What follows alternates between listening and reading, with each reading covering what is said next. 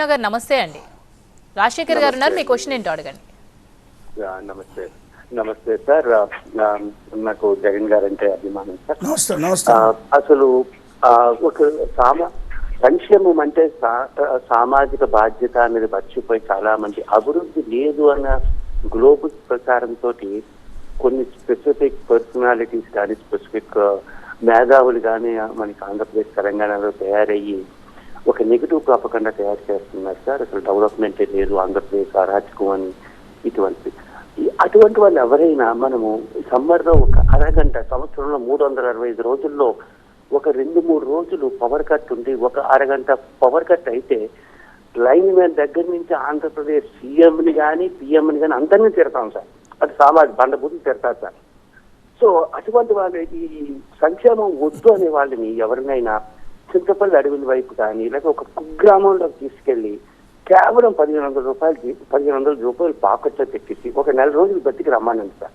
ఆ కష్టం అంటే ఏంటో, ఆ పేదవాడి జీవితం అంటే ఏంటో వారికి అర్థమవుతుంది సార్.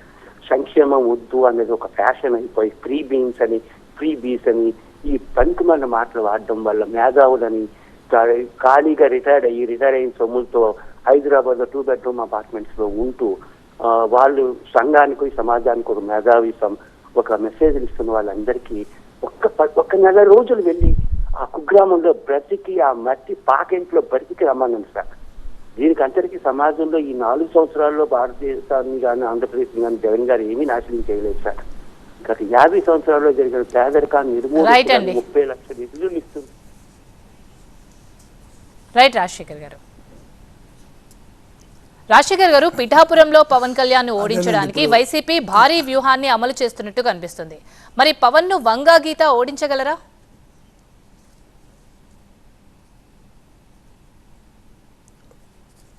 వంగా గీత గారు చాలా సీనియర్ అండి. పవన్ కళ్యాణ్ గారికి తెలుసో తెలియక మొన్న ఈ మధ్య మాట్లాడుతూ 2009లో మేమే రాజకీయంగా తీసుకొచ్చాము, రాజకీయాలు నేర్పాము, మా పార్టీలోకి తీసుకున్నాం, మేము టికెట్ ఇచ్చామని మాట్లాడారు. కానీ వారు 2009కి ముందే రాజకీయాల్లో ఉన్నారనేటువంటి విషయాన్ని ఆయన మర్చిపోయినట్టున్నారు ఆయన. ఎందుకంటే అంతకుముందే వారు రాజ్యసభ మెంబర్గా చేశారు, లేదా జడ్పీ చైర్మన్గా చేశారు. మరి ప్రజారాజ్యంలో చేరకముందే మరి వారికి రాజకీయ అనుభవం ఉంది. సరే, ఏది ఏమైనా కూడా స్థానికంగా ఉన్నారు, పైగా ఒక మంచి పేరుంది. ఆ మంచి పేరుతో పాటు అనుభవం ఉంది, స్థానికత ఉంది. కాబట్టి ఖచ్చితంగా ఈరోజు జగన్మోహన్ రెడ్డి గారు మరి చేపట్టినటువంటి సంక్షేమ కార్యక్రమాలు, పేదవాళ్ళు మరి ముఖ్యంగా ఎస్సీ ఎస్టీ బీసీ మైనార్టీస్ అండ కూడా ఆవిడకు ఉంది. కాబట్టి 100% పీఠాపురంలో వంగ గీత గారు గెలుస్తారు అనేటువంటి మాట వాస్తవము. మరి ఏ విధమైనటువంటి లెక్కలు వేసుకున్నా కూడా మరి వైఎస్ఆర్సీపీ గెలిచేటువంటి పరిస్థితులు ఉన్నాయి. పవన్ కళ్యాణ్ గారు ఎప్పుడు కూడా ఆ నియోజకవర్గానికి సంబంధించి కానీ లేదా అసలు ఈ రాష్ట్రానికి కూడా సంబంధించి పూర్తి స్థాయిలో ఎప్పుడు కూడా పూర్తి స్థాయి పాలిటిక్స్లో ఉన్నటువంటి వ్యక్తి కాదు. Is only A seasonal politician. అప్పుడప్పుడు వస్తాడు పోతాడు. కాబట్టి అక్కడికి కూడా మరి గతంలో కూడా మరి 2 నియోజకవర్గాల్లో పోటీ చేసి 2 కూడా ఓడిపోవడం జరిగింది. మళ్ళీ మరొక నియోజకవర్గం మారి ఇప్పుడు ఇంకొక నియోజకవర్గానికి రావడం జరిగింది. ఇక్కడ కూడా అలాంటి పరిస్థితుల్లో ఆయన ఓడిపోవటం జరుగుతుంది.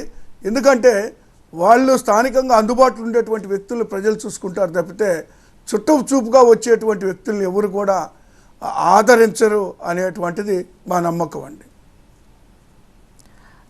రాజశేఖర్ గారు, 25,000 కిలోల మత్తు పదార్థాలు రీసెంట్గా పట్టుబడ్డాయి. అదొక సంచలనంగా మారింది. కానీ దీంట్లో కూడా రాజకీయ కోణం ఉంది. అన్నపూర్ణగా ఉండే ఆంధ్రప్రదేశ్ని గంజాయి ఆంధ్రప్రదేశ్గా చేశారని టీడీపీ నేతలు ఆరోపిస్తున్నారు. దీనికి మీరేమంటారు? వాళ్ళ ఆరోపణలో ఎలాంటి నిజం లేదండి. ఎందుకంటే అక్కడ ఏ విధంగా ఎక్కడి నుంచి బ్రెజిల్ నుంచి ఏ విధంగా మరి విశాఖపట్నం పోర్టుకి చేరింది, దాన్ని ఎవరు ఆర్డర్ పెట్టారు, ఈ సంధ్యా కంపెనీ అనేటువంటిది తెలుగుదేశం పార్టీకి సంబంధించినటువంటి వాళ్ళు, తెలుగుదేశం పార్టీ నాయకులు లేదా చంద్రబాబు నాయుడు గారు కానీ లేదా పురంధేశ్వరి గారు కానివ్వండి లేదా బాలకృష్ణ గారు కానివ్వండి వీళ్ళందరికీ సంబంధించి వీళ్ళ బంధుత్వం ఉంది, వీళ్ళకి వ్యాపార లావాదేవీలు ఉన్నాయి, వీళ్ళు బిజినెస్ పార్ట్నర్స్, వీళ్ళు మరి ఈ నిర్వాహకం అంతా వీళ్ళ కనుసన్నలలోనే జరిగితే అది తీసుకొచ్చేసి మా మీద పెట్టడం ఎంతవరకు వైఎస్ఆర్ కాంగ్రెస్ పార్టీ మీద ఈ ప్రభుత్వం మీద పెట్టడం ఎంతవరకు సబబో ఆలోచించుకోవాలని నేను కోరుతా ఉన్నాను. నేను ఎక్కడ ఏ విషయం జరిగినా వైఎస్ఆర్ కాంగ్రెస్ పార్టీ అంటాం, జగన్మోహన్ రెడ్డి గారు అంటాం, మరి అది పరిపాటు అయిపోయింది. మరి కాబట్టి దీనికి సంబంధించి పర్టికులర్గా మరి అన్ని వివరాలు కూడా వస్తూ ఉన్నాయి. ఆ వచ్చేటువంటి వివరాల్లో మరి అక్కడ ఉన్నటువంటి ఎవరైతే ఇన్వాల్వ్ అయినటువంటి వ్యక్తుల్ని కానీ పరిశీలిస్తే వీళ్ళ యాక్చువల్గా మా జిల్లా ప్రకాశం జిల్లాకు సంబంధించినటువంటి వాళ్ళు కూడా ఇందులో ఉన్నారు. మరి వాళ్ళు కూడా తెలుగుదేశం మూలాలు లేదా దగ్గుపాటి కుటుంబానికి కానివ్వండి, లేదా చంద్రబాబు నాయుడు గారికి కానివ్వండి, బాలకృష్ణ గారికి కానీ వీళ్ళందరి కుటుంబాలు కలిసి వీళ్ళందరూ మరి ఈ యొక్క న్యూ జనరేషన్ వీళ్ళ పిల్లలు వీళ్ళంతా చేస్తున్నటువంటి వ్యాపారం అది. కాబట్టి అది వైఎస్ఆర్ కాంగ్రెస్ పార్టీకి ప్రభుత్వానికి ఎలాంటి సంబంధం లేదు. అందుకు బాధ్యులైనటువంటి వాళ్ళని కఠినంగా శిక్షించాలని మేము కూడా కోరుతా ఉన్నాం. ఎనీవే సిబిఐ ఎంక్వైరీ జరుగుతుంది కాబట్టి వాస్తవాలు కూడా బయటకు వస్తాయి. ఖచ్చితంగా ఇందుకు బాధ్యులైనటువంటి వాళ్ళు ఏ ఒక్కరు కూడా తప్పించుకునేటువంటి అవకాశం లేదని తెలియజేస్తున్నానండి.